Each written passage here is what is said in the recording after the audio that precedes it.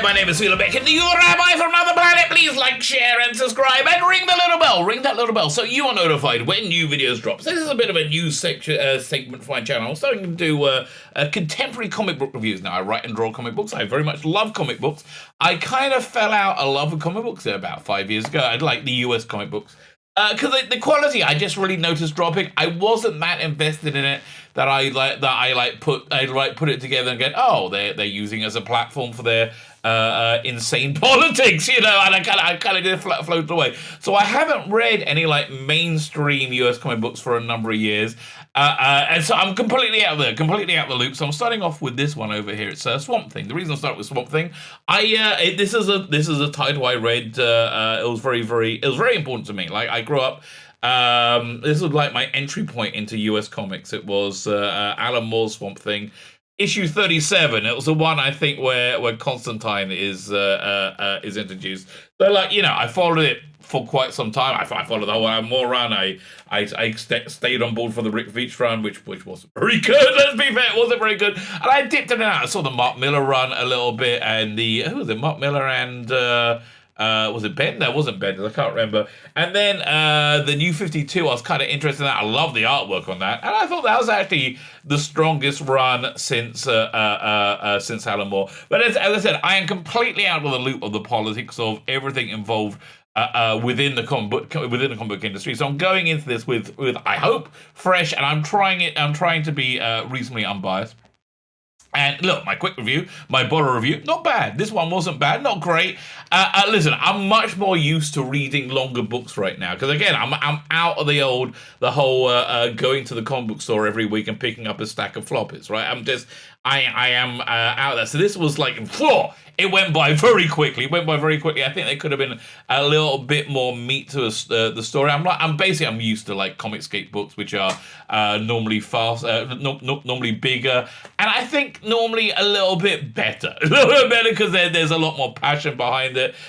Look, the DC is essentially imploded. There's not much left there anymore. But even so, I didn't see any screeching or partisan politics within this. If that's something that bothers you, it certainly bothers me. And if you want to go give it a try, listen, for me it's a solid. If you're not a comic book fan, it's a solid like 5 out of 10. If that's enough to get $3.99 out of your pocket, which I think is a little bit too expensive, especially for a digital book.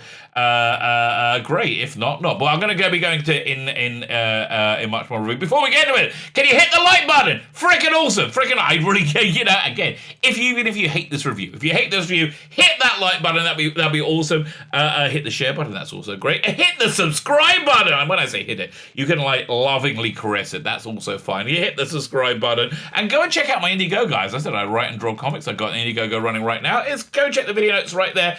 Listen, I review a lot of stuff. I just started reviewing comic books. If I may give you a pocket review of my comic books, they're freaking awesome. Every comic book needs to aspire to be as good as mine. Go check it out. If it's something for you, awesome. Go check. Pick yourself up a copy or two, back this thing, and make it a reality. If it's not for you, if you can share it, that'd be fantastic. Oh, well, and one last request: if you can comment, feed the algorithm by comments. So I think the type of comment you want to do is something like, "Oh, Rabbi, you are not only a deeply attractive man, but very insightful." So it's like along those lines, you know. That will be fine. Fine. So let's have a look at this book, The Swamp Thing, by Ram V. I've never read any of his work before. Firstly, the artwork is pretty good. I will say professional. And you know, listen, I've been reading some comics where I will say the artwork is not professional. I'm a massive Doctor Who fan. You know, you can see the TARDIS behind me. I'm a massive Doctor Who fan, so I read the Doctor Who comic strip in Doctor Who magazine. Freaking awful. Freaking awful. Like the writing's fine. The artwork is substandard professional. So anyway, so we start off, we have this bit of a cutaway sequence, which you basically work out is setting up the new villain. When you got a couple of border town or some kind of like desert U.S. cops investigating a horrific murder. There's a pathologist looking over what could have killed this person, and then the exposition is a little bit clunky, right? It's not seamless. So one of the cops talks about the story about this this demon about where he comes from, that he was in the the American Civil War, and then he somehow got sucked into the oil and is like some part of the oil now is like this primal force. He's a very like traditional Swamp Thingy villain. You can see like this artwork, the flashback artwork, very strong, but they go into much more traditional pens and inks towards, as I said, on the bottom and for the rest of the story. Again, artwork really, really fine. Coloring, I think, fine. This secret goes a little bit too long, right? It's as a page or two too much, right? It's and again, this is why I like indie books, like Comicscape books, because every panel is like really justifying itself. Not that this is bad; it just feels. It feels like there's not as much passion there. Again, in the books that I'm used to reading, I am totally out of the loop. So then we get introduced to the new main character, the new Swamp Thing. I have to say, Swamp Thing is a poison chalice to get, because the Alan Moore run is just so definitive. It's just so definitive, and no one's ever been able to, in my opinion, match it in any way. Like, it just even come close. Like, at the same time as Alan Moore's Swamp Thing, you also had Frank Miller was doing Daredevil. And I would say Daredevil, that Frank, that Born Again, which if you haven't read, it's really, really good. That Frank Miller run has been eclipsed, I think, but the Bendis run was very good. But again, Swamp Thing never has. So it's a poison challenge, and you're always going to be compared to the Alan Moore run. So I think they're quite clever here in doing something completely different. They're like this. It's completely different lore. I assume they're going to connect it somehow. And Ramvi, obviously, and an Indian gentleman, I would have thought. So he's very much transposed himself into the hero, which is fine. I'm totally cool with that. That doesn't feel woke to me. I'm really genuinely interested in hearing about different voices, and also, I think just on a more fundamental level, hearing a somewhat of an outsider voice or a newer immigrant voice to the US, commenting on the US. I find that interesting. It's probably got something to say. Who knows where it's going to go. So anyway, he's flying back from India. He's some kind of scientist. Here's the thing. It didn't really, because there's not really enough of it, because it's really kind of disposable. It's 22 pages or whatever. It didn't really stick with me that much. He's flying back from India, and he's plagued by this vision. You can feel like the Swamp Thing, the essence of the Swamp Thing kind of stalking him. And again, I think the artwork really, really works. I do like the juxtaposition of styles they have going on here, especially over here. This I find really nice. But if you want, who did it? Was it Scott Snyder did the New 52 run? Whoever did the colors on that, Raphael, he might have been the artist, something or other. Gorgeous. Absolutely gorgeous. In fact, the colors and the artwork on that run, probably the strongest I've seen. But I do like this kind of like impressionistic thing of like nature and something bad going on at the same time, drawn together. So this new character, he's on a plane coming back from India, and rushes to the bathroom, and we get like one of the only action sequences in this comic, which for Swamp Thing I think is fine, because Swamp Thing I think really is one of those real old school 1970s horror comics. I feel you pick up a Swamp Thing, it should be a little bit dog-eared, I know it should be on newsprint, and you get it with what's it called, I can't remember the name. Hell Rider, Demon Rider, was it? Oh, I'm gonna remember the minute I finish this recording this. Nicolas Cage played him in the movies. I can't remember. I can't believe I can't remember the name of this character. So anyway, he goes to the bathroom and the Swamp Thing like just explodes out at him. And I think that that's good. And I think this. This works. It feels Swamp Thing-y. It explodes the plane and everybody, within it. But okay. Spoiler alert. That doesn't really go down. And then he makes it back to New York. At the same time, we have the villain.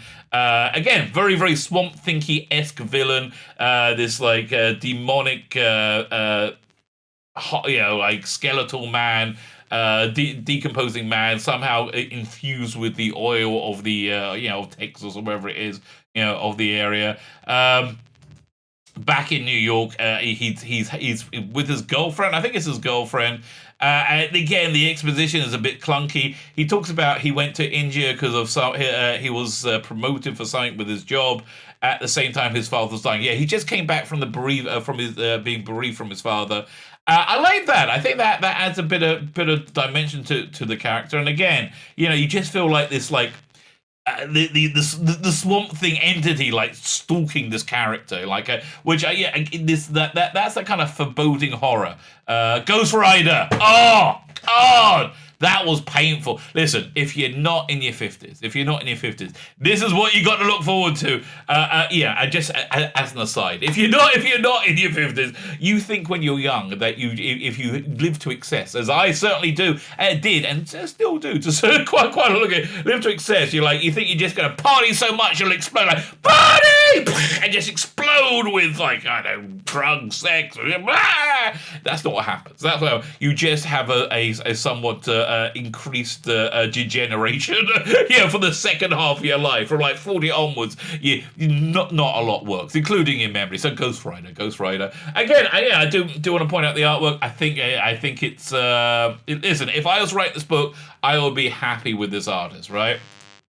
He talks a little bit about his father. A lot of stuff happens in dreams, and I do you see whenever he sleeps, you don't know if it's really happening or this foliage growing out of him, right?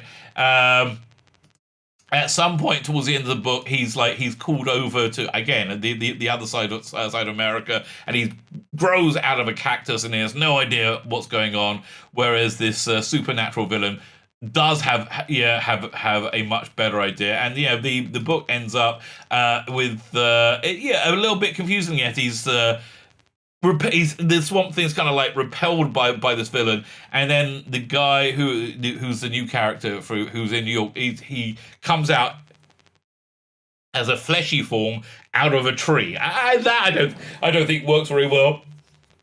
So I think the new law of making him change between Swamp Thing and his human self, okay, whatever. I have to read more to know what it's going.